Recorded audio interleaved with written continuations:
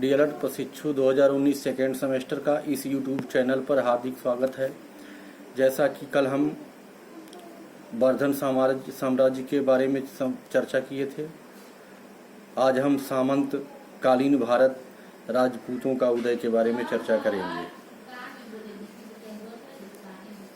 हर्ष की मृत्यु के पश्चात भारतवर्ष में अराजकता फैल गई थी।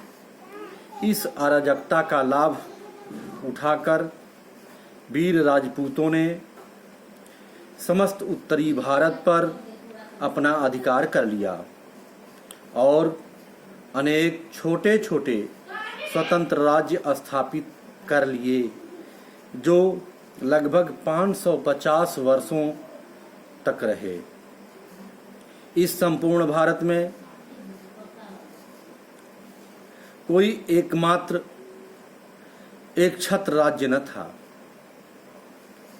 हर्ष की मृत्यु से लेकर के मुसलमान राज्य की स्थापना तक के समय को राजपूत काल कहते हैं। राजपूत संस्कृत शब्द राजपुत्र का बिगड़ा हुआ रूप है। यह शब्द राजकुमार या राजवंश का सूचक है। धीरे धीरे क्षत्रिय वर्ग राजपूत नाम से प्रसिद्ध हो गया। मुसलमानों के आक्रमण के समय भारत में बहुत से राजपूत राज्य विद्यमान थे, जो प्रायः परस्पर लड़ते रहते थे। उनमें से निम्नलिखित प्रमुख था। दिल्ली में तोमर वंश का राज्य था। इस वंश का पहला राजा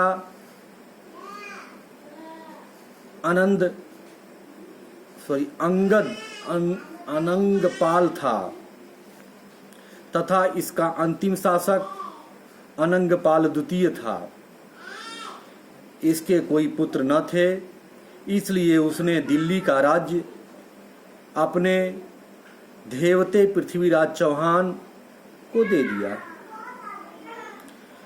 सन 1192 में मोहम्मद गोरी ने पृथ्वीराज चौहान को तराइन की दूसरी लड़ाई में हराया और इस राज्य को जीत लिया। अजमेर में चौहान वंश राज करता था। इस वंश का अंतिम और प्रसिद्ध राजा पृथ्वीराज चौहान था। दिल्ली का राज्य उसे अपने नाना अनंगपाल द्वितीय से मिला। पृथ्वीराज एक वीर तथा शक्तिशाली राजा था। कन्नौज में राठौर वंश का शासन था। इस वंश का अंतिम और प्रसिद्ध राजा जयचंद राठौर था।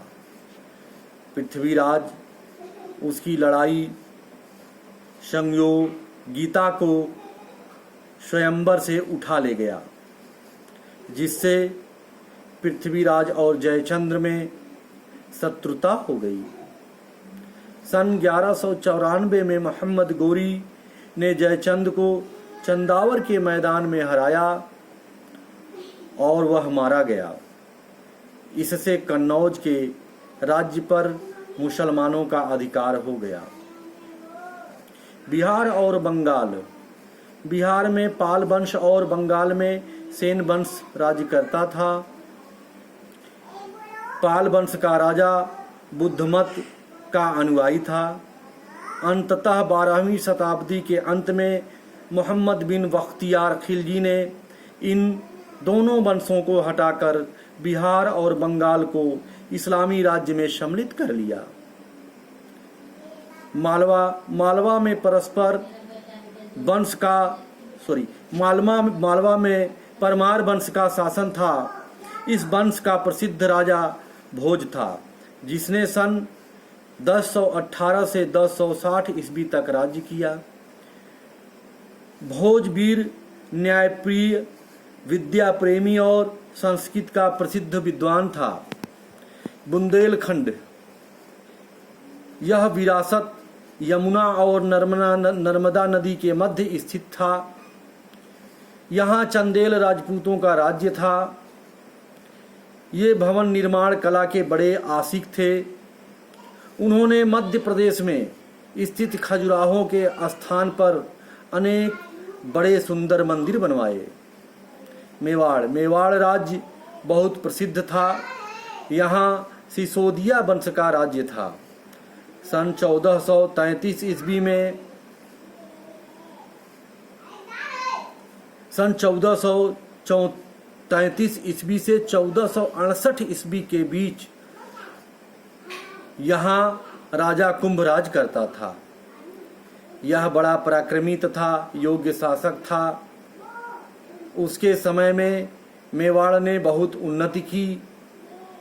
राजा संग्राम सिंह और महाराणा प्रताप इसी राजवंश के थे। राजपूतों के राज्य वंशों के प्रमुख चौहान वंश, चंदेल वंश, प्रतिहार वंश, गढ़वाल वंश, मालवा के परवार एवं पाल प्रमुख राजवंश थे।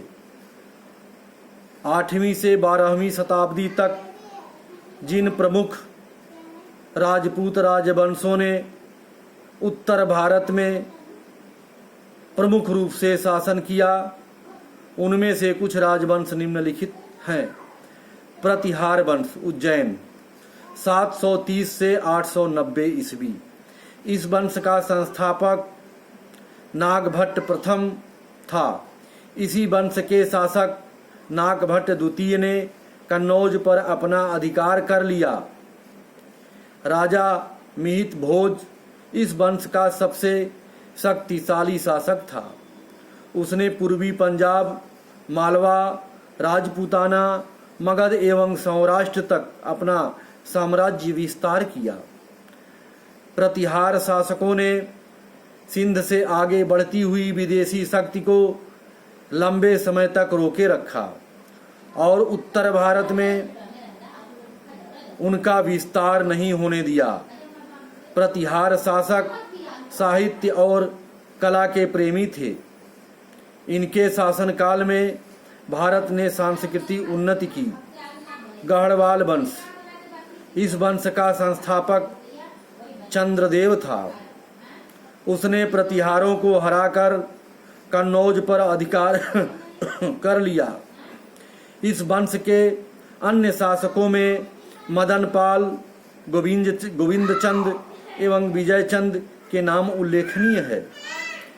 गढ़वाल वंश का अंतिम शासक जयचंद था। यह 1170 में शासक बना।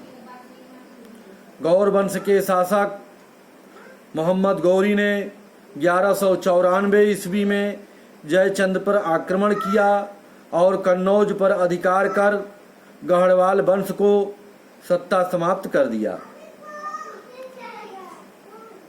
चौहान वंश, इस वंश का राज्य अजमेर सांभर तक के भूभाग पर फैला हुआ था। चौहान वंश का प्रथम शक्तिशाली शासक विग्रहराज था।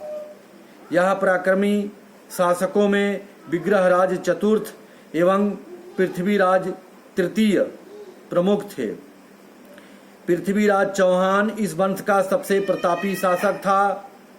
उसने 1182 ईस्वी में चंदेल शासक परमाल को पराजित कर साम्राज्य का विस्तार किया एवं 1191 में अफगानिस्तान के तराइन के द्वितीय युद्ध में पृथ्वीराज चौहान को परास्त कर भारत में अपना साम्राज्य स्थापित कर लिया।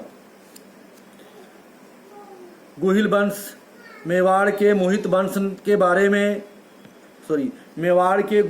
के बारे में इतिहासकारों के अलग अलग विचार हैं, परंतु ऐसा माना जाता है कि वल्लभी के क्षत्रिय शासक शीलादित्य के पुत्र गुहिल के नाम पर इस वंश की स्थापना हुई। गुहिल श्री लिखे प्राप्त सिक्कों से यह माना जाता है कि इस वंश के प्रथम शासक श्री गुहिल थे। मेवाड़ के इस शक्तिशाली राजवंश का प्रथम पराक्रमी शासक कालभोज था, जो वप्पा रावल के नाम से इतिहास में प्रसिद्ध हुआ। वप्पा रावल ने अनेक क्षेत्रों को जोड़कर अपने साम्राज्य का विस्तार किया।